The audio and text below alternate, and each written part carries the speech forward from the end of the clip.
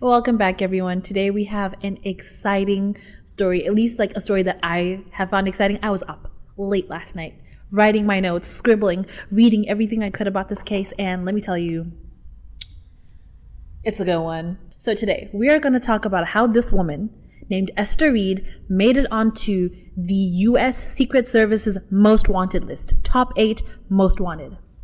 And this is a list like where the top of the top kind of criminals, like I don't want to say creme de la creme of criminals, but like the criminals, where they're like they'll be like, we're going to reward you $10 million if you help us catch this guy. Like, that is how serious this list is. I think it's even more scary to be on this list than to be on the FBI list, but let's get into it. I'm going to start with a little bit of backstory. So Esther Reed is this woman who was born somewhere in America. She was the youngest of 9 kids. Her mom got married 3 times. It's not really relevant, but this is just her life story. She wasn't very close with her older siblings. They didn't really get along. But she was close with her immediate oldest brother. They used to play chess together, but the brother stopped playing with her because she was so smart. She was a really, really smart kid, but she was very, very isolated growing up. They lived sort of when we say you live in the middle of fuck nowhere. That's kind of like where they lived. And she went to school with 4 other kids, kind of like in a homeschooling situation, up until 5th grade when she finally entered public school. So she is a very socially kind of awkward person. Growing up, she felt like everyone was judging her. She felt like people would immediately meet her and then they just immediately judge her. So she went through it as a kid. Esther was always shy, and she was seized by a fright she couldn't shake, a paralyzing sense of self-consciousness and paranoia. She was sure the rest of the world had already judged her, had already written her off as a despicable loser, just as her family had. This is how she was described in an article in the Rolling Times. Damn. Just as a kid? Literally, this is how they're describing her. Every interaction with people felt like an audition I was going to fail. That's how she'd speak about herself. And as she got older, things got a lot worse. High school didn't go well for her. She kind of got with the outcasts, I guess I'd say. And she lost her mom to colon cancer in high school. So she would end up dropping out. And it didn't get any better. In a letter she wrote to her dad, she would write that she had locked herself in a box when she was 14 and couldn't get out, and she was now ready to get out. So this is the story of how this woman impersonated 2 missing people and created 4 total fake identities for herself. Okay, let's talk about where it all began. So Esther's now 21. She is in a courtroom. She pled guilty to stealing from a coworker, and she's waiting outside to be sentenced when she just disappears. No one sees her again. The last interaction she had was with her sister outside the courthouse. And at this point, this is 1999, and she is reported as missing. A missing woman, gone, we can't find her. And this is when she assumes her first fake identity as Natalie Fisher, who was the sister to her ex-boyfriend. She stole her ID and her social security number. Living as Natalie Fisher, she told people she earned money as a professional chess player. But it's assumed that she was actually forging fake receipts for items in stores and then going and returning the items and then collecting cash. So this is where her full criminal story starts. She was really smart, mind you. So she'd go around college campuses, entering debate tournaments, meeting up with other college kids and interacting with them. And this is where she would meet this guy called John, I'm gonna butcher this name, John Bushke. He would be like, oh, you're actually really, really smart. Do you want to come and debate on our team for California State University? And she would be like, yeah, you know what? I'd like that. But around this time, the real Natalie Fisher discovers that someone's been using her social security number. Mm. And it is at this point that Esther Reed, the original lady, decides to drop the name Natalie Fisher, and she goes to Cal State University as Natalie Bowman. So she's changed her name. She decided that, you know what? And this is the start of her using missing persons identities. She said it's too much work to impersonate a living person because then they can track you.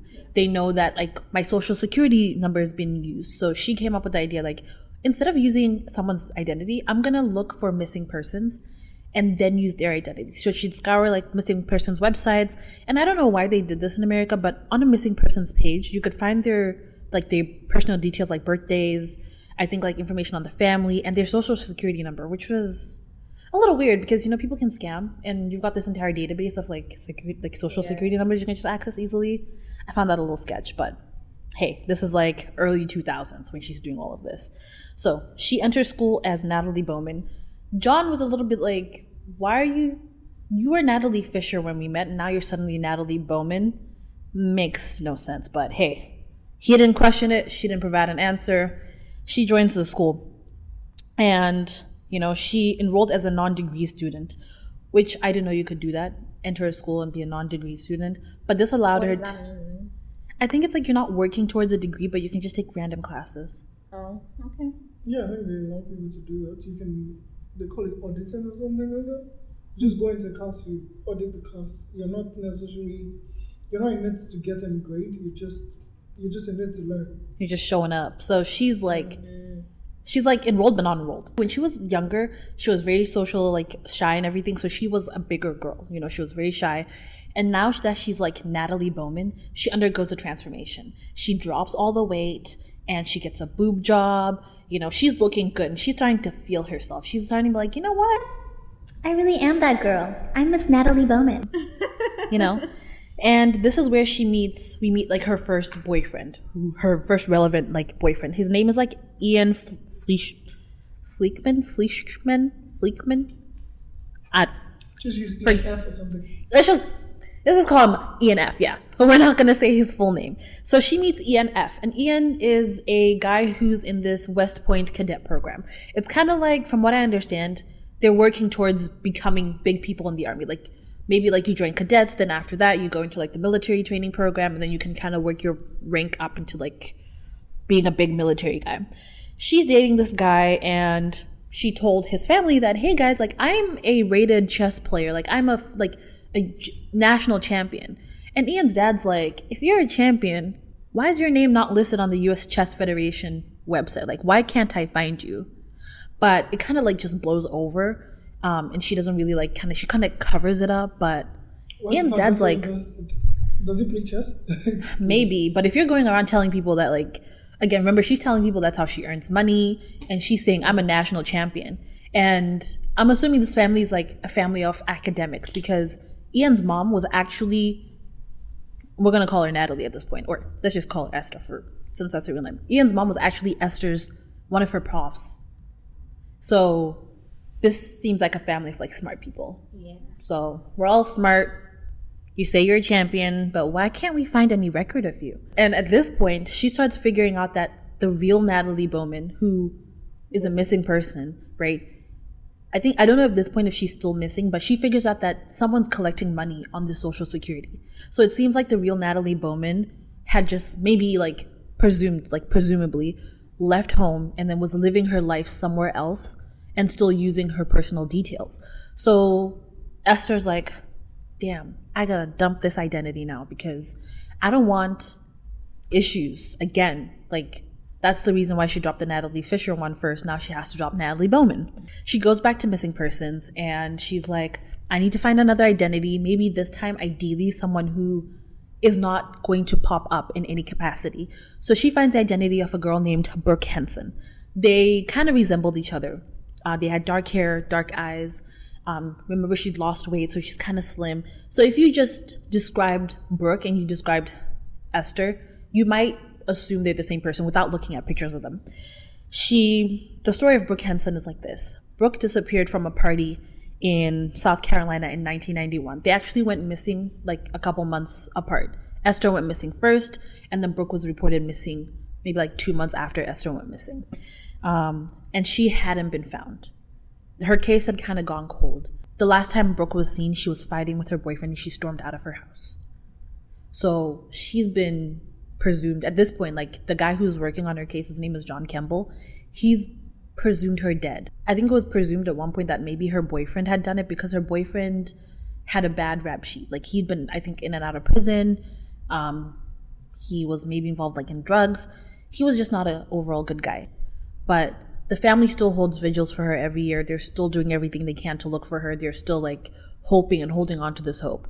But Esther comes along and sees her profile and she's like, I think this girl might never pop up. Her ideal goal was that she might get to live as Brooke Henson for the rest of her life.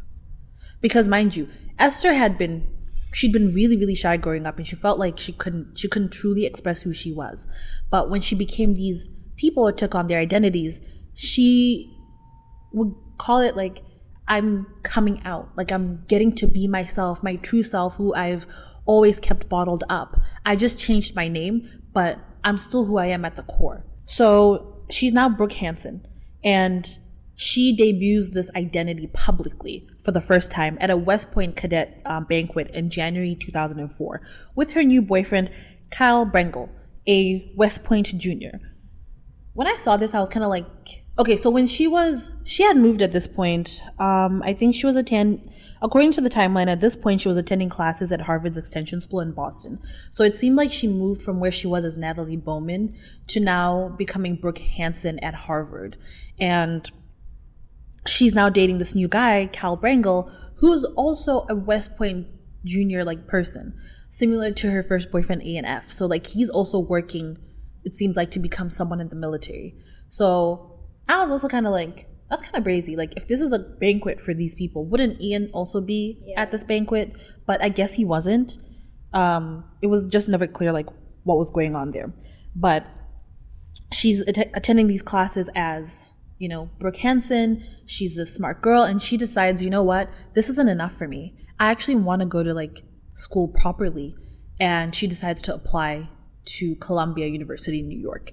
She decides to go to New York because she feels like New York would be the best place to blend in and disappear. Like, you're invisible in New York. No one really cares, like, for you. Or, like, it's easier to just assume this personality and not have to worry about someone finding out who she is. So she starts applying, but to get into Columbia in New York, she needs references. And guess what she does? She goes to her old professors at Cal State. I think at Cal State Cal State, yeah. And she asked them for references. So she's like, hey, can you please write me a reference? But she's asking them to write her a reference as Brooke Hansen. And one of the people she asked was Ian's mom, because she was her professor and another professor. She went to them and said, can you write me this reference letter under this name, because I'm trying to run away from my dad and I'm using a different name because my dad has threatened to kill me. He's stalking me and he wants to kill me. And because there are protections for victims of domestic abuse, like, they didn't really question it. They wrote her these letters, and she's able to sit down and write her SATs. Mind you, at this point, I believe she's 26. She's able to write her SATs and she gets into Columbia. Her SAT score was like 1400, which she's a smart girl. Right. So she gets into Columbia and she breaks up with Kyle around this point because she's so busy planning her life. She gets an apartment in Manhattan, which I'm like, ooh, girl, you live in. So she gets into the school and she gets $100,000 in student loans. So she's got money. She's able to pay tuition, able to like afford where she's staying, whatever. And then this is where things start to fall apart. So she's living her best life as Brooke Hansen. She's doing well at first, but her anxiety started to get really, really bad to the point where she felt like she was always trying to stay one step ahead of ever being caught. So if someone would ask her any questions, she had to make sure she memorized everything she could find about Brooke Hansen to be Brooke Hansen properly in public eye. She needed to know if there was ever any mention of Brooke Hansen's friends. She needed to be able to answer that. If she could like find out about like Brooke Hansen's like past, she memorized everything. But she was trying to merge the two worlds: who she really is, like who she was as Esther Reed, and who she is now as Brooke. But remember how she was like really anxious and like shy and like felt trapped when she was a kid? She's starting to feel that again, because now she's like, I'm trying to be this person. I'm trying to keep it all together. I'm trying to make sure that no one ever finds out who I am. And that thing that happened before with Ian's dad, where he's like, oh, if you're a national champion, why aren't you on the website? That didn't help. Like, little things like that happening in her life are getting her paranoid. So she's paranoid, but she's really trying to really fill in like being Brooke. At one point, she even managed to get a passport as Brooke Hansen, because I didn't know this, but apparently she just called like the I think like one of the states where Brooke was, and just asked for a birth certificate, and they gave her like a legitimate copy. Which I'm kind of like, was there like no security or precautions against this? Like, what did she have to say? Was it giving your social security again, which doesn't seem very secure, because she could just find this online. But even if you call, you also ask. They just ask you for your date of birth and some security questions. Literally, anyone could If you have ask. all the answers, you can do it. Anybody can steal. And I think that's why identity fraud is a big thing everywhere, because when you call these agencies, they have probably like a set list of questions. Probably. They just ask you those questions. You have all the answers. I could good to go. totally be you guys. I think we'll get into. I think eventually. I think with. I think that's one of the things that maybe AI would help with, because of like voice recognition and all this extra stuff, and probably there'll be more stringent rules, because now they know that it's with artificial intelligence, anybody can. It could be anybody. Yeah, They'd be so like, there oh, might be more stringent things coming up. verify your identity with your I mean, voice. that's like how many years ago? 2000 or something. So at that time, it was. Yeah. Back in the day, things were a little more relaxed. Not so much. So she at this point fully assumed the identity of Brooke. Oh, why did I say it like that? She's fully assumed the identity of Brooke Hansen. She's living as Brooke, but the anxiety gets so bad that she actually just stops showing up to class. She stops going to class. She stops going to, like, leaving her apartment. She's so paranoid. She's just sitting and she's like, I can't fathom the idea of leaving. But by 2006, things seem to like look better for her. She starts going back to class. She worked with a cognitive behavioral therapist to help her kind of like with this merge of her two identities into one. I'm not sure like what she would have said. I'm sure she didn't walk into the office and be like, hey, I stole this missing girl's identity and I'm trying to reconcile it with my identity. You know, that conversation was she probably would have been like, I'm not feeling like myself or something. She ended up doing pretty well in her classes, and now she was working a part-time job. But it's still alleged that she was still scamming people on the side. Yeah, She'd be going on dating apps and like finding targets and like getting that money how she needed to get that money. Cause it's reported she was a pretty attractive woman. Like at this point, you know, she looked good. But with all of this like happening, right, there was still that detective who his career hadn't really been very big by the time he got this case. I think previously he'd been working like the ticketing department, giving people like traffic tickets or something like that. So like this was probably like one of his first big cases, but it had run so cold that again, he's just like, I presume that this girl's dead. Like I think she's dead at this point. And he's just waiting, like he's kind of like flipping through when he gets a call, or his department gets a call from someone in New York saying, hey, I think I found Brooke Hansen. Turns out one of like Esther's coworkers Googled her name. She was like, your name's Brooke Hansen? Or like maybe you know how you meet someone, a coworker, you're like, let me see, can I find out anything about this person? She Googles her, she finds that she's a missing person. And she's like, she calls this department. Who asked you? Why'd you? No, for real. Come on, it's not like you're my friend. You just spoke. Bruh. I'll be so mad. If it wasn't for that meddling coworker. So she calls them and she's like, I think, okay, this is how I'm assuming it goes. So she's like, I think I found Esther. Sorry, not Esther. Just say BH. She's like, I think I found Brooke. Like, missing person, I think I have a lead. So this detective is like, okay, we gotta verify that this is actually the true Brooke Hansen. She calls like her family. He's like, hey, I think we found your missing daughter. Can we talk? Like, how do we verify her identity? And Brooke's aunt gives her like him a list of questions to say, go and ask her. And they send the questions to Esther. He describes her appearance on the phone to the family, and they're like, yeah. They ask her the questions. She answers everything perfectly. So they're like, this might be her. But the detective's kind of like, nah. Like, I think this girl's actually dead. So he says, I want a DNA test. And they're like working with the NYPD on this. So Esther gets an email, you know, like from security, campus security, whatever, saying we need to verify her identity. She does the questions, and then they ask for DNA, and she flees. And that's when the detective guy's like, I knew it. I knew that wasn't her, but why is she running? So he's trying to figure out, like, what does she have to do? Why is she using Brooke's name? Why did she assume her identity? So he starts investigating it, and he's like, okay, let me go and talk to people. So he first talks to Kyle Brangle, her old boyfriend, who then Kyle gives him, yeah. I'm just wondering how he got to Kyle from Brooke Hansen. If he went to, oh yeah, oh wait, Kyle dated Brooke, not Ian. Okay, so yeah, sorry, I mixed it up. I thought Ian was who dated Brooke, but it's Kyle that dated Brooke. Yeah. Kyle dated Brooke, right? But Kyle finds out that like there's this whole thing about this missing identity, like, or this identity theft when he reads in like a campus bulletin or something. I think they published like a news article, like we're looking for this person or just made news. And he calls the detective guy. He's like, I think I have information. So he gives the detective like their messages, and he also leads the detective back to Ian. That part was a little bit like unclear to me. Like, how did Kyle know about Ian? Because I don't think Esther would have been like, yeah, I was Natalie Bowman, or hey, I did this guy named Ian, because they're in the same kind of like cadet program. Yeah. So there's a chance they might know each other. Maybe pictures? Maybe. So John Campbell gets a hold of Ian's family, and he's like, yo, do you know this girl? Like, she's been going by this identity named Brooke Hansen, but Brooke Hansen's actually a missing girl, and this girl's like fled the scene. Like, what's going on?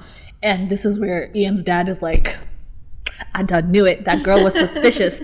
I knew it from the get-go. When I asked her, are you a champion for real? And she's like, yeah, I am. But I couldn't find her. The guy just seems petty because of chess champion. Like, he's been holding on to this from like day one. Like, if you're truly that good, why are you not on the website? And he, at some point again, Ian and I guess Esther was Natalie at that point, shared a phone bill. And I guess Ian's dad was paying the bill, so he would go over the phone bill. Phone. No, not now, but like at some point they did share like a phone bill. Okay. So he would go over the record, and he'd be like, "Why are you calling people all over the country? Why? Like, what's going on?" And then he went through her purse. So I guess Ian and Esther at that point, like Ian and Esther were like maybe having dinner or something. And he's like, I'm gonna go to the washroom, and he goes and he like, the dad does this? The dad searches her bag, yeah. Weird, man. That man is weird. So he's searching her bag, and he's like, first of all, who's this? Whose ID is this? Who's Esther Reed? He finds her Washington State ID as Esther Reed, and he's like, who is this? And then he sees a wire receipt from Germany. She had like a boyfriend in Germany who was like helping her sometimes with money, like sending her money. I don't know if it was a boyfriend or someone she was scamming, but she was receiving money from a guy in Germany. And he's like, she's a drug mule. Yep, she's a drug mule. And he told the detective, and the detective is like, what? That seems kind of weird. Like, drug mule?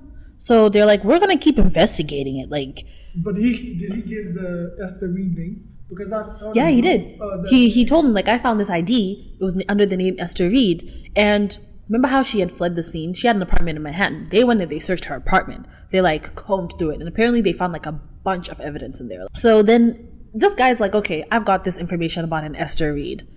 Let me figure out who this is. So he gets in contact with like the Washington police or Washington State like people. She done moved. And they the family confirms her identity, because he shows them, like, they get pictures and stuff, and they're like, yeah, this is Esther. And it was really heartbreaking because her dad at one point had to go and identify a body through DNA, because a body had washed up in their state, and they were like, this might be your missing daughter. Can you please give us a DNA sample to identify your daughter? So this is the first time they're hearing that Esther might possibly be alive since 1999. This is 2006, so it's been like 7 years. Yeah. So they matched the DNA or what? No, the body didn't match. Oh, okay. But like, it's just the fact that like, as a parent, you're possibly having to go in and identify, or like your daughter, like to be told this could be your daughter's dead body. So that was heartbreaking for them. And then to hear that actually she might be alive after 7 years. That long, she never came back. She never contacted. Yeah, it's not like she was taken. She just up and left. She just dipped. So it's kind of like now having to reconcile all those emotions. So that was really sad. But now that like the detective John Campbell, he's trying to piece it together. Like, what exactly could be her motive? Because when they checked what she was doing with Brooke's identity, it's not like she was raking up debt. She was just living her life and attending school. So it's like, if you weren't doing this to get money, why exactly were you doing this? So now he's going through the messages that Kyle gave them. He sees that at one point Kyle was doing an assignment, and in the assignment, I think he was writing a paper about tactical troop movements, and Esther was really interested in that. She was like communicating with that. And then at one point also they talk about James Bond, and Esther's like, I'd so love to be James Bond. And then the guy's like, so you'd like to be a spy, haha, type of thing. And she's like, yeah, that'd be like my dream job. So now this guy is like, hold up. And then that, in addition to what they found in her apartment, apparently she dated like 5 other military guys.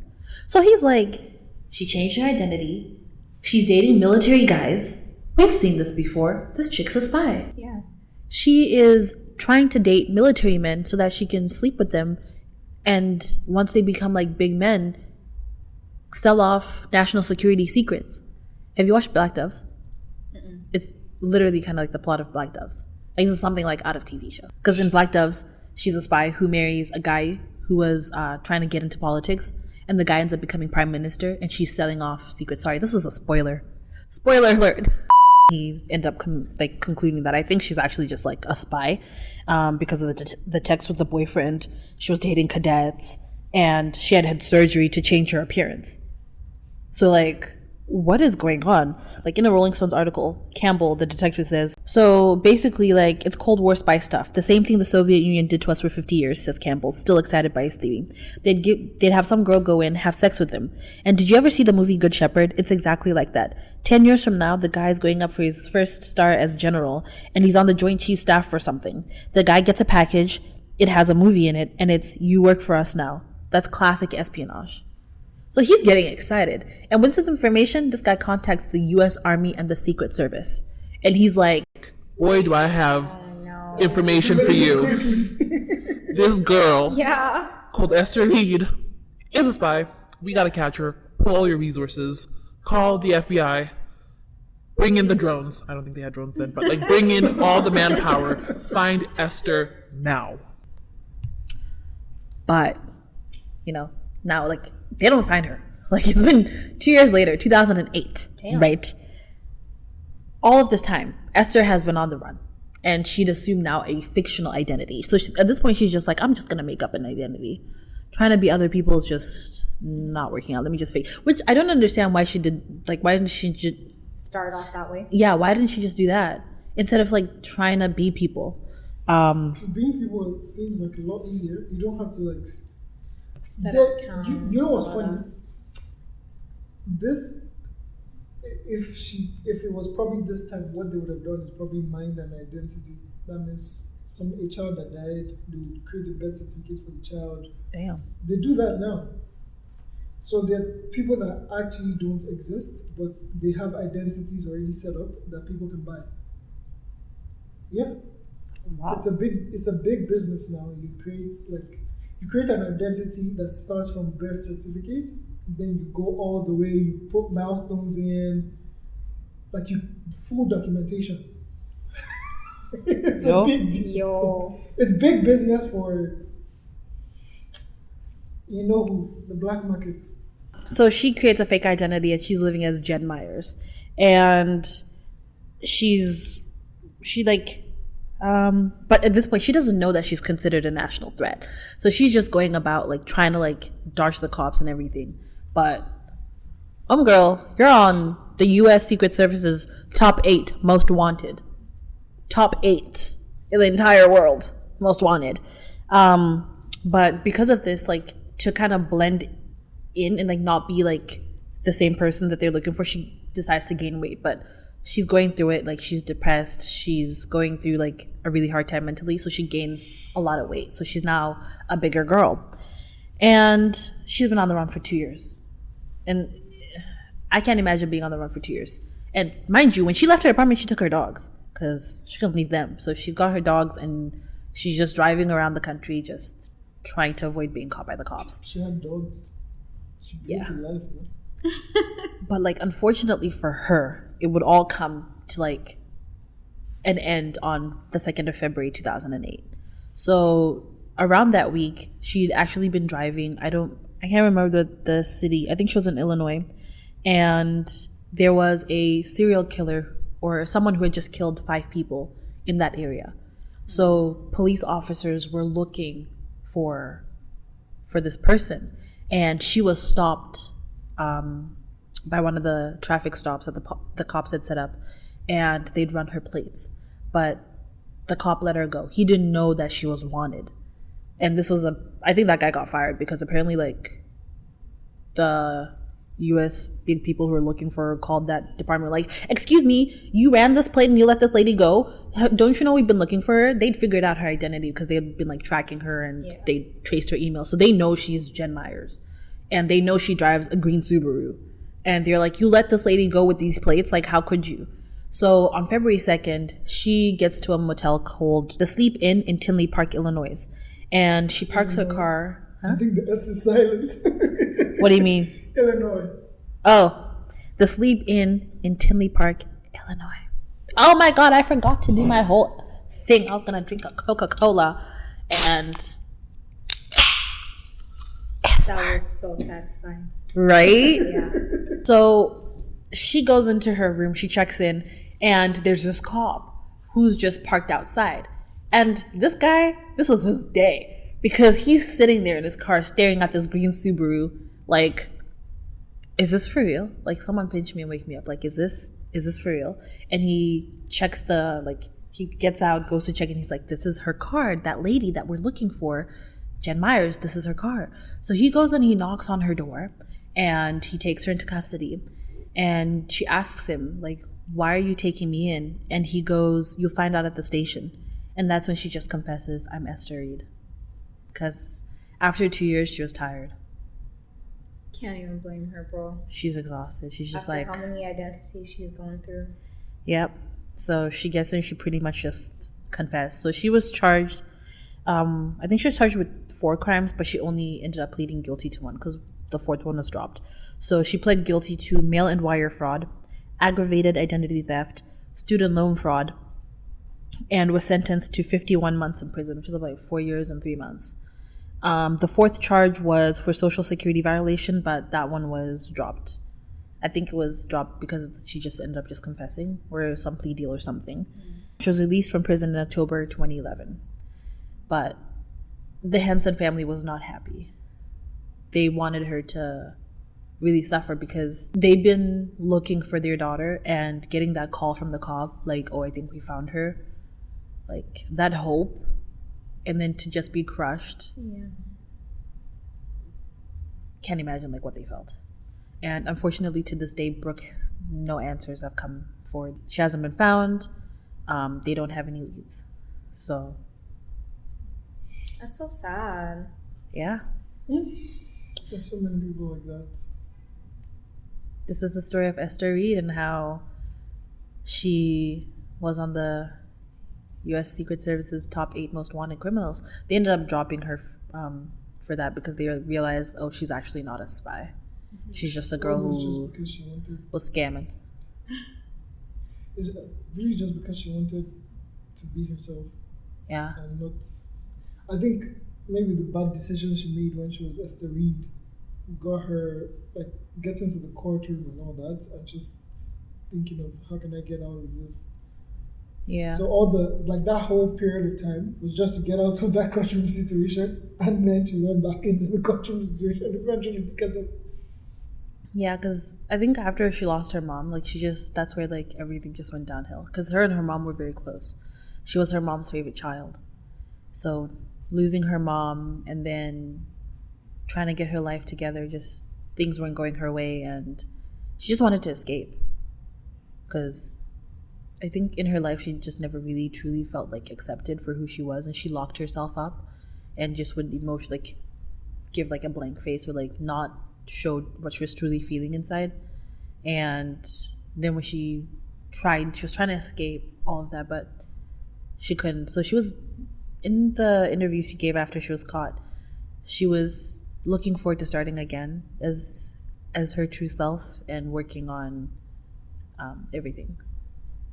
So I don't know what she's up to nowadays. It's been 2011. It's like, what, 14 years ago? She's a free woman. You know, it really is sad though, like that.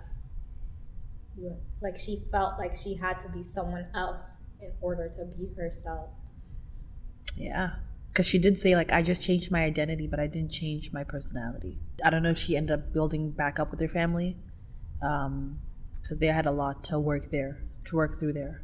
Yeah. So, yeah, that's Esther Reed, and praying for the best for Brooke's family. I think this was a major ordeal to go through, to have your daughter like that hope, and then now all this like big scandal. Someone's been living as her. Couldn't be easy. Identity fraud. But it's crazy how easy that was. Like, to people's identities, bro. Like, no safeguards at all, bro. Can you imagine your social security number just being out there? Like, what's the point of having one then? I don't understand like how it helps to find someone. Does it like so they ping?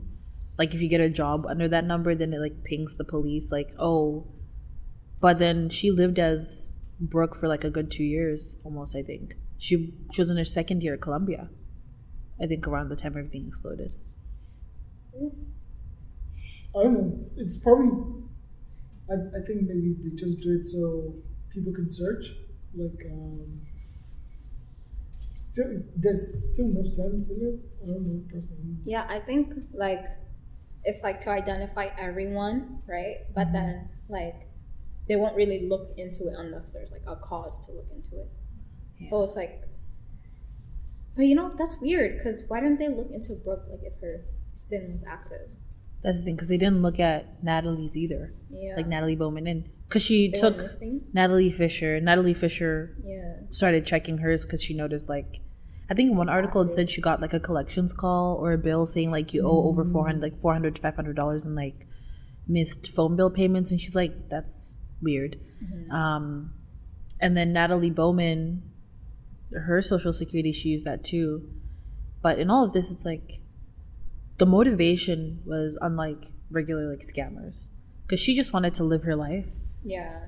She didn't rack up debt. She didn't do things like collect things under these names. Buy expensive stuff, all that.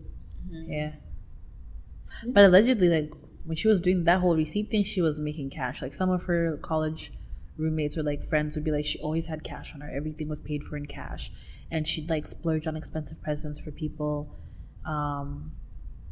It was unclear like what she was doing all of this for, but like I guess she just homegirl wanted to go to school. If you're on the run, you like cash because it's less of a paper trail. Yeah. And then again, going to the bank and opening like a bank account or like a credit card, they're gonna ask too many questions. Yeah.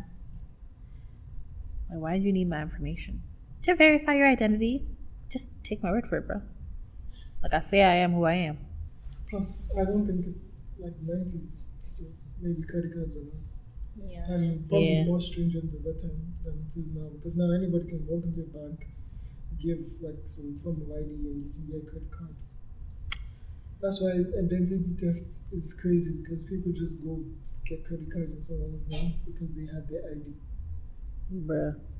Getting a passport was crazy business. Yeah. A whole passport. Even getting that actual birth certificate. Because she was just like, I need legit numbers. Like, I don't want to guess a number. I need actual social security. I think if you, for example, call and you say, you give your date of birth, you probably give the hospital, and they verify all those records. You give your mother's name, father's name, because you already have that. It's a lot easier for them to believe you, because that's the thing. Because it's like the questions are readily accessible, and plus with the social security database thing that she had, so it was. I think it was just all too easy to get that. Yeah. It was a big shame, but 4 identities in 7 years. It takes work, man. She was dedicated. I would have been paranoid the entire time. I wouldn't have been able to sleep at night. Because what if someone just comes and finds me?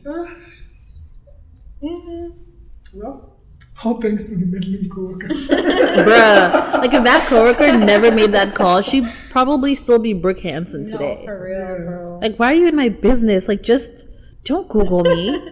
And what if, because she was telling people when she changed her name from Natalie that this is domestic violence. Like, you can't just be Googling people and calling the cops. Like, exactly. You don't know what I'm going through. through. Go to her first or something. Maybe she saw a picture and she's like, oh, that's not you. Girl, be for real. But all because of that meddling coworker. Yeah. I think that's a good thing. Why go and cuss you the middle? Yeah, like mind your business. But because like the only people who truly got hurt in this are Brooke's family. I mean, in her own family. Yeah. Because I know the people she's come to. yeah. Kyle's like, yo, listen, when she was like, we were laughing about James Bond, listen, I wasn't in on it with her. We were just having a casual conversation. She said she liked James Bond, and I said, yeah, he's so funny, I like him too. And she's like, dream job is a spy. And I was like, yeah, that's so cool. I didn't know that she was an identity scammer. But it's interesting. For what she was doing, it was the perfect like parallel she could think of. She's super smart, so I'm sure she's like pivoted and done well. And you know, Ian's dad. Right, he was waiting for his day. That guy was bored. That guy probably didn't have anything else to do. Way too bored, bro. He's like, that girl? Come to think about it, I searched her purse. All because of chess champion. Like that sounds so. I wish probably there's something else, but if chess champion was he's one of those guys that like, you know, those nitpicky guys that don't have anything, like they just fixate on one thing and they're just like, you're not that. I just find out who you are. Like, what? If you're so good, why aren't you there? I could have like, why didn't he just like get a chess board and play with her and like get it out of the system? Like my thing is like, when he found out that her name wasn't on the website, why didn't he Google her then? Because he would have seen the missing persons report. Yeah. That's crazy. He chose to search her purse instead. That was good. Because once he searched her purse as well, and he saw this ID, and he believed she was a drug mule, why didn't he contact the police? Why didn't you even, like, I don't know, how long did they date after that? I think they dated for a short while. Yeah. Like, they didn't date for too long, because I think that's around the same time she started figuring out that the actual Natalie Bowman, I presume, I couldn't find anything about Natalie's case, so couldn't find information as to whether she was found, or whether someone else had assumed her identity. I'm hoping that best case scenario that she was alive and she was using her social security. When I think it's around that time that she just fled and she broke up with Ian, because, and I don't think it would have been Ian's mom wrote her reference letter for Colombia, so maybe the timeline's a little higgy because if my husband thinks you're a drug mule. That wasn't Ian, that was Kyle. Who thought it was a drug mule? Ian? Ian's dad. Oh. Yeah. And then Ian's dad's wife. Ian's mom wrote the reference letter. So I assume maybe they broke up because the dad's kind of like, this girl's not good for you. But then why didn't he contact the police? Because John Campbell, they started investigating this around 2006. Maybe. Or maybe like his wife was probably like, since she knew the mom was like, oh no, like you're just being paranoid. Yeah, maybe because of the domestic violence thing. You know? That too. But then to find out the Esther Reed part, that wouldn't make sense. Yeah. But maybe the mom, you're right, like was like, yeah, maybe that's why she did it, all those kind of things. But the minute his opportunity came, he's like, let me tell you, T. I got that information for you. This girl, her name's Esther Reed, and she's a drug mule from Germany. I think the Germany thing did also help a case as a spy. Yeah. Plus, because, you know, you're from Germany. The stories of Germany and Russia and all that. Plastic surgery, dating military men. Girl, she had a type. All the signs were there, bro. She had a type. I'm not even surprised how he got there. Like John Campbell, like I would have probably been like, yeah, listen. After watching Black Doves, I'm like, listen, because like when I was reading about this, people were like, this case seems like it's out of a movie. Like it seems like a movie, and I don't know if Black Doves was based on this. Maybe not, but like it's kind of giving similar. Assume fake identity, infiltrate military man, sell off secrets to highest bidder. I think there are a number of movies like that too. It seems like a common theme. Like, yeah. But it just reminds me of something I saw today about this Japanese soldier that was like sent to during like World War I. He was sent to think it's Colombia or somewhere, one of those nations, and he was undercover. And his goal was to infiltrate and like destroy guerrilla bases during like the World War II. So the World War ended, and they kept telling him that the war is over and everything. But he had him and 3 other like people that were sent. Their instructions was don't take your life, and don't quit on the war.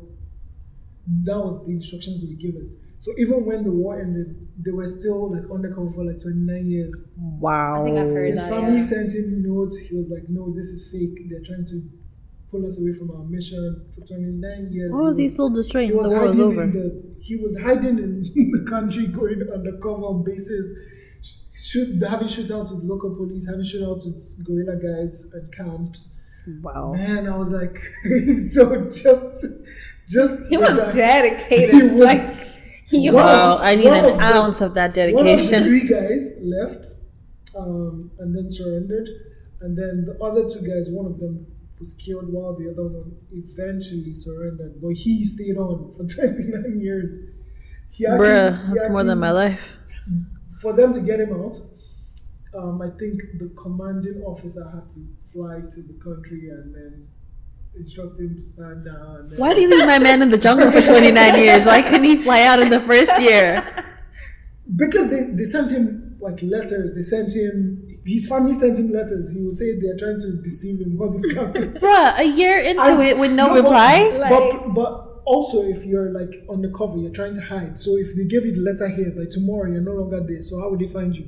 Right? Because you're going to try to move because now they know my location to send this letter. So you're going to be like, I'm going to go undercover. And they said apparently they used to eat just bananas, coconut milk, seeds. Like, Where's the protein? they probably used to hunt, definitely. So, Wow. but This that's guy, like, that's y'all trained him so well. You couldn't find him. But I think he eventually went back, wrote an autobiography, and then I think he died at age 91 or something. Bruh, that's 29 years of your life. Yeah. You're never gonna get back. Yeah, Like, if he had family kids, Yeah. by the time he got back, his kids got kids. I'd sue. But who do you sue? I told you to come. Yeah, but how was I supposed to know it was real? People lie all the time. It was the enemy. Like, But that's tough, man. And I think that's something I don't know. Like, I don't know how people do it. Like, give their life all the way because of a command and instruction that you were given. bruh. I think we've digressed from identity to, but anyway, it's still related to identity because he was undercover. Yeah. But Yeah, so don't get on this U.S. Secret Service's top 8 most wanted, guys. because then everybody-